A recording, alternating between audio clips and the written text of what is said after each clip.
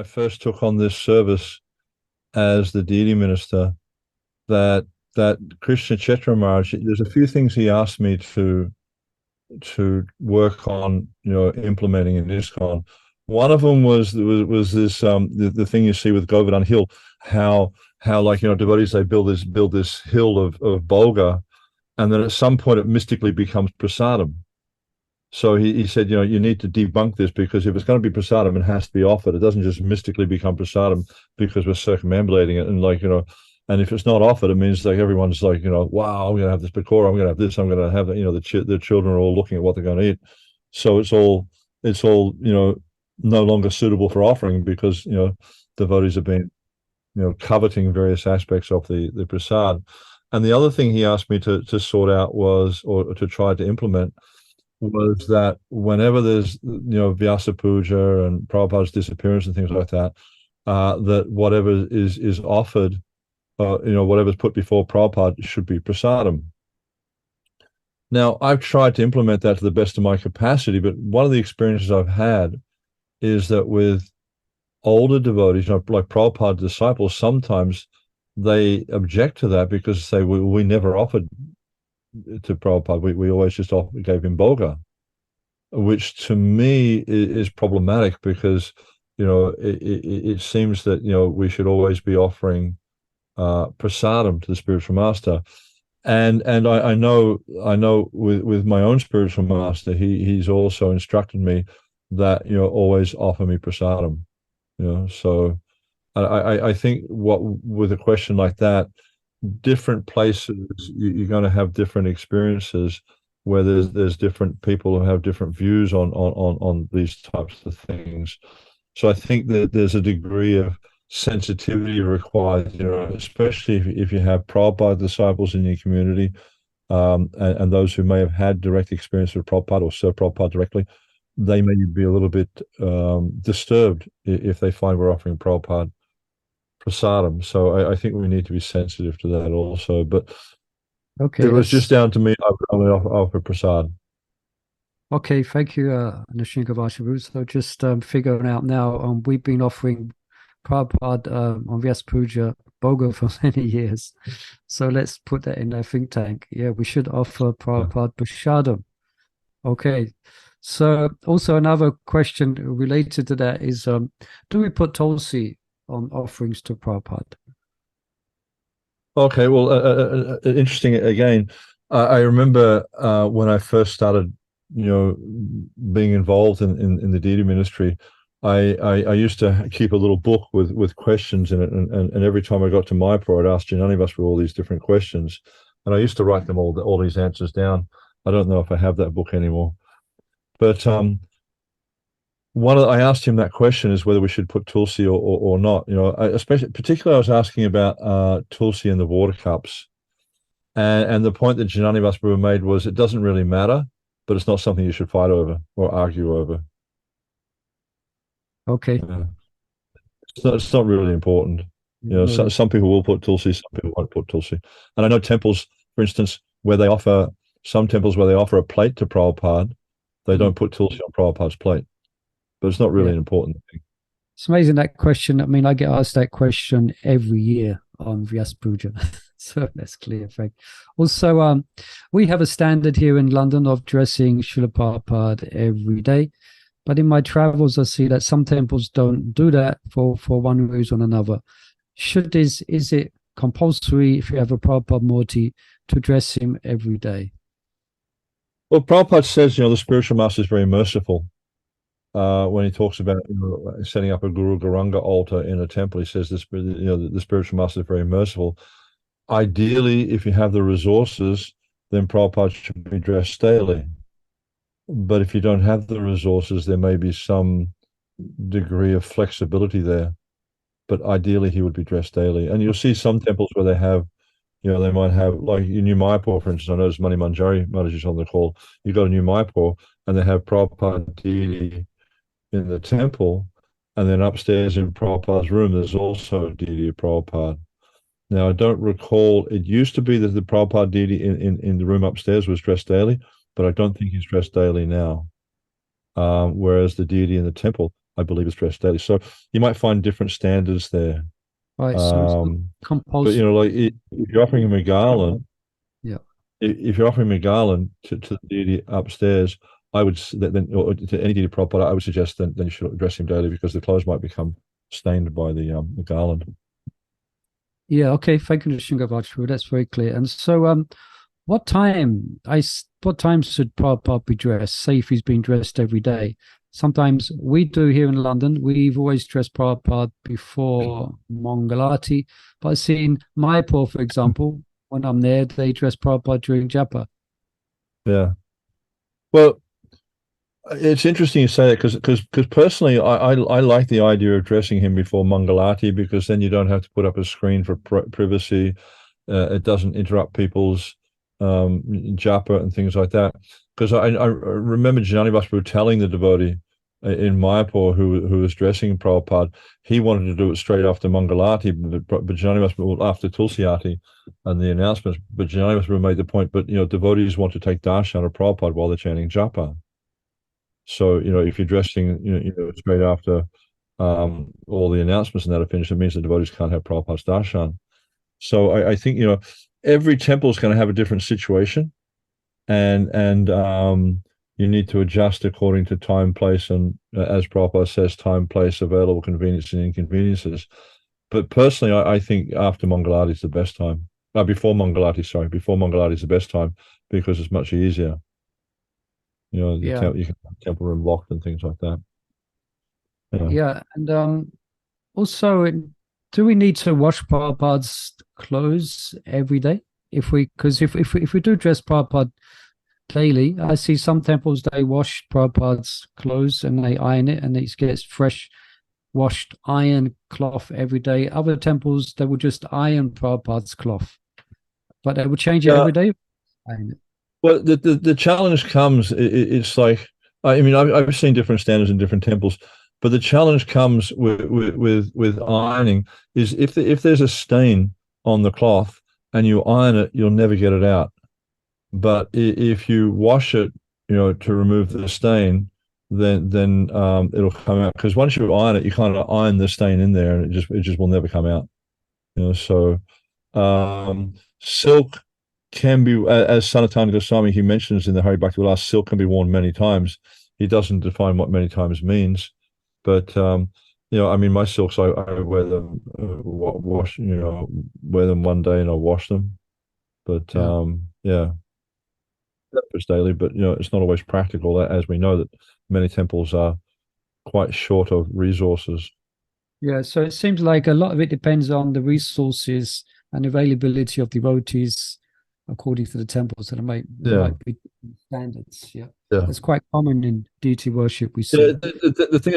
The thing is, like when you're serving Srila Prabhupada or serving the Guru, it's not so strictly governed by rules of Shastra. Whereas when you're serving the deity, I mean, obviously Prabhupada's form is also a deity, but when you're serving the deity of the Lord, it's much more strictly governed by scriptures. So there's quite a difference there. Because also we see, for instance, we do here in central London. I guess that's my frame of reference. I'm based here in London.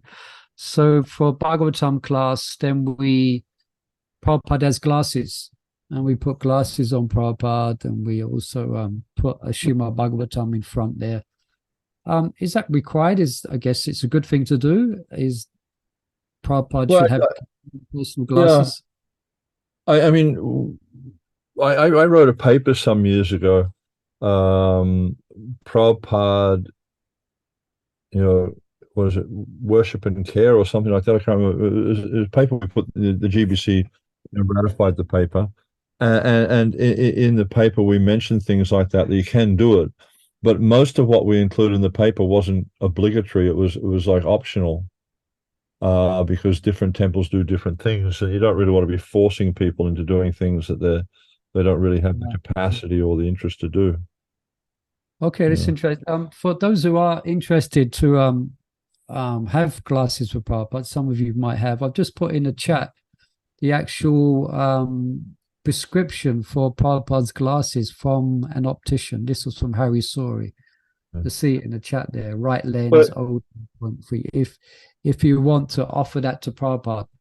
yeah, if you go to our website under resources, Shamapriya, maybe you can put the link to this document in the chat. All that kind of information is included in this document. You know, the prescription of Prabhupada's glasses, about what to do on different situations, things like that. A lot of information in the document. We did a lot of research. You know, I had asked Hari Prabhu and also Shruti Kirti Prabhu and others who had experience with Prabhupada. So if you could find that document, Shamapriya, and put the link up, that'd be great. Yeah, also there's a question. I don't know if it's a question, but it's in Russian. So if it is a question and it's in Russian, if someone out there can translate it, if it is a question. But yeah, Vani Madhava is our expert translator. Yeah, and another question is that one I always, every time I serve Prabhupada's Murti, always crosses my mind.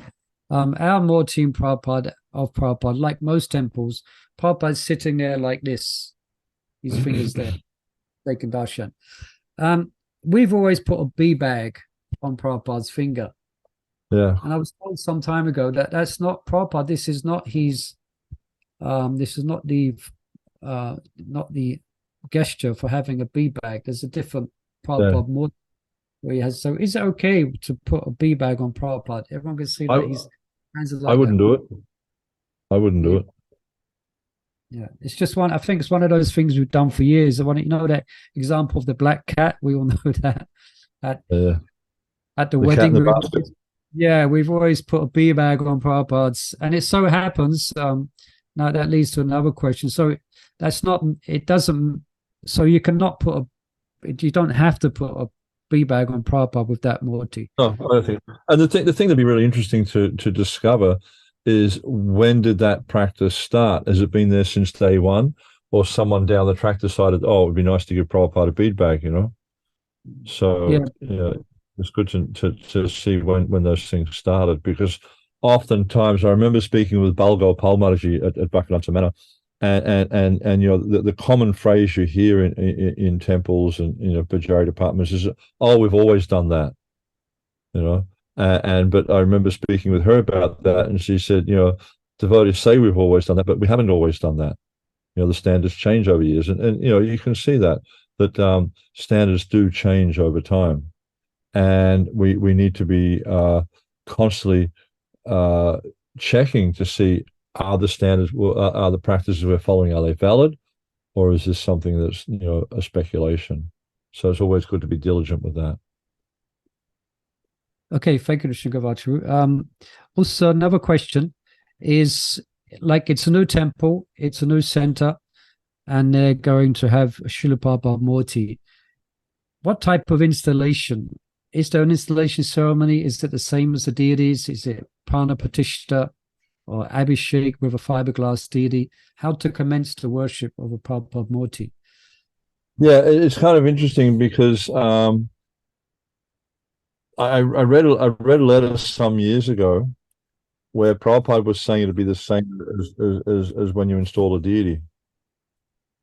Okay, so the same. Like if you have the resources, then you could do a Prana Pratishtha.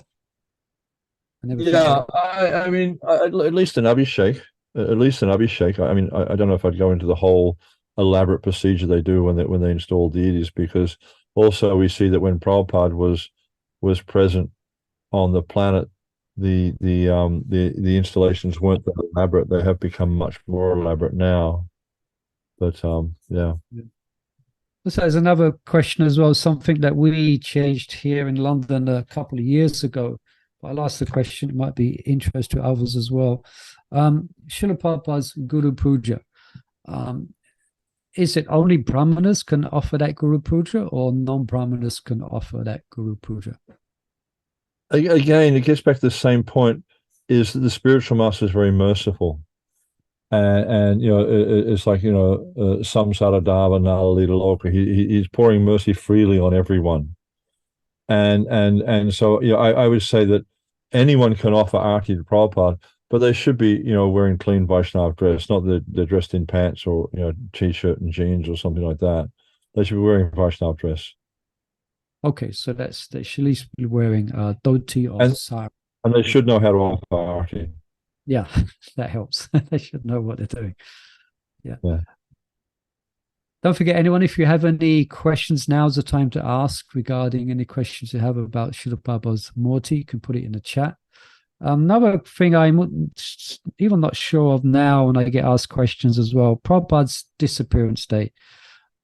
Exactly how do we commemorate, how do we celebrate? Can you use the word celebrate that day? It's a bit of a different mood than Srila Prabhupada's appearance day, his disappearance day. Do we offer preparations, prashad preparations, we just confirmed, and do we read offerings to Prabhupada on his disappearance day? I mean, I've seen different things done in different places. Some places they'll have an abhishek. I remember here one time they had this amazing play, where Madhavisa Prabhu, he was playing the role of Prabhupada, and he sat with his back to the audience the whole time, but he had Prabhupada's gestures down perfect, and actually, like watching from behind, I actually thought I was watching Prabhupada. It was just so perfectly done, and everyone really felt that mood there. Sometimes you go to places that they read offerings, like they'll have senior Vaishnavas. I know in Vrindavan, for instance, they'll have senior Vaishnavas come, not just ISKCON Vaishnavas, but also Vaishnavas from other groups who had experience with Prabhupada and talk about Prabhupada. Sometimes they might play, a movie of Prabhupada or a slideshow or something. There's a lot of different things they do, but readings from is definitely quite a common thing also. And sometimes also you see if they have a deity of Prabhupada, they'll do an abhishek. Some temples will do an abhishek if they have a fiberglass deity of Prabhupada. I'd just be a little bit careful about what you use for the bathing of Srila Prabhupada. Usually it's just good if it's just water. I probably wouldn't be using especially honey, sugar water, things like that on a fiberglass murti, because you can't be cleaning so vigorously like you would with a brass murti. So basically what you're saying is that the same observances that are there for his Vyas Puja can also be disciplines. The main focus with these types of events is smarana, is to remember Prabhupada. So whatever's going to help the devotees remember Prabhupada. And of course the thing is with the appearance day, it is more likely you would do an abhishek on the appearance day than you would on the disappearance day, because the abhishek, just like if you look in the Krishna book, it talks about, when Brahma stole the calves and the cowherd boys, Balaram wasn't there because he was at home getting his birthday bath, because they do a big celebration on the birthday. And now we're very fortunate to have Kripa Mohabu with us, and so he might also like to answer some of these questions, because he's a much more experienced Pujari than I am. Yeah, so specifically, there's something which I've seen the last perhaps 2 years, perhaps a little bit longer. There's a new tradition that's coming in our temple. This is there's a kirtan going on. We're facing the deities, and then it comes to the end, Jaya Prabhupada, and then all the devotees turn around and face Prabhupada's Murti. And now that happens during every arti, 7 arti. I mean, it wasn't there before. I'm not saying it's wrong. I guess it's a bit more personal. But in one sense, I think, because Prabhupada's on the altar, he has a picture of Prabhupada. So now he's stopped being Prabhupada. He's not. Now we turn around and face the Murti. And it's a bit difficult because the backs are then turned towards the deity. So I don't know if that happens in other temples now. So I guess one of those things, is it right or is it not? Or is it? I don't know. It's just, for me, it's just like, why do we need to keep inventing new ways of doing things? This is like a disturbed mind. Let just be peaceful with whatever's going on. Of course, if we're doing something wrong, we should adjust it, but we don't have to keep changing all the time. That's my concern, and I see this with so many aspects of deity worship. is devotees don't seem to be satisfied with just doing it the way it's been going on for 20, 30, 40, 50 years. They want to keep changing things all the time. You know, but it's just, the process, there's no need to change the process. Everything Prabhupada gave us is there. We don't need to add or subtract or change anything. Just follow what Prabhupada gave us, and that'll take us back home to Godhead. Simple as that. Sometimes it Chris, seems. do you have any comment on that? Kripa, yeah. You're muted, Prabhu. Yes. Is it just something we're experiencing in Soho, in London here? Is it go? Yeah. Yeah, we can hear you now. Great. Okay. Yeah. Well, as a proper disciple, I saw things change after Prabhupada's disappearance, and I was never quite happy with it. But perhaps I'll comment later because I'm coming halfway through the conversation. Yeah. So, It? Yeah. No. Good for you. Oh, carry on. Yeah, it was just that Prabhupada used to take darshan and then go back to his Vyasasan when he was personally present in a temple. When he wasn't personally present in a temple, we would have kirtan in front of the deities and then go to Prabhupada's Vyasasan. And when he passed away, we changed that. We took the point that Prabhupada was personally present in all ISKCON temples at all times. And so we skipped doing the bhajans in front of the deities and went immediately to Vyasa Puja. This causes complications on taking Charanamrita, because half the temple room is taking Charanamrita while Prabhupada's puja begins, etc. We further complicated that at Bhaktivedanta Manor by having the Mayapur schedule of having the small Murti of Prabhupada taken back to the big Murti of Prabhupada, causing a confusion about where Prabhupada actually is at that moment, large Murti or small Murti, hence the confusion. Thank you, Kripa. I did say at the beginning that if anyone had a question, they could put in the chat, and I promised that. So I did have other questions on that specific point we were just discussing. But just in closing, here's a question from Seva Priya. She's the head pujari in Leicester. So she asked, for clarification, please, if we are offering Bashadam to Srila Prabhupada, then we are first offering Bhoga with Tulsi to the deities. Are the Tulsi leaves then all right to be left on the plate? Yeah, of course. Of course. It's just we also eat Mahaprasad and we eat the Tulsi, so it's not a problem. Because it's like Janani must have explained to me, said whether you leave the Tulsi, whether you offer to Guru with Tulsi or not is not really important. But if you're offering Prasad or Mahaprasad, then naturally Tulsi would be there. But different temples do different things. So, you know, I'm not much into rocking the boat. I think what they're doing, let them go with it, unless it's wrong. If it's wrong, then I'll point something out. You know. Okay. Thank you, Krishna Gavachibhu. I think we have 2 minutes left. Just I've got more questions here, but perhaps just in closing, if devotees do have questions about serving Prabhupada's Murti, perhaps you can put it on our WhatsApp. We have a European WhatsApp group? Yeah, we do. Because we have, as Nishingabachi said, we are just preparing a video tutorial on serving Prabhupada's Murti. So we've looked into this quite a bit. So if you do have any questions at all, put them on the WhatsApp and we'll try and get back to you with some specific answers. So thank you very much. I hope that was of interest to Head Pujaris. There's many questions that come about serving Prabhupada's Murti. We covered a few. I have a few more there, but time's up. So thank you very much. Srila Prabhupada ki Jai.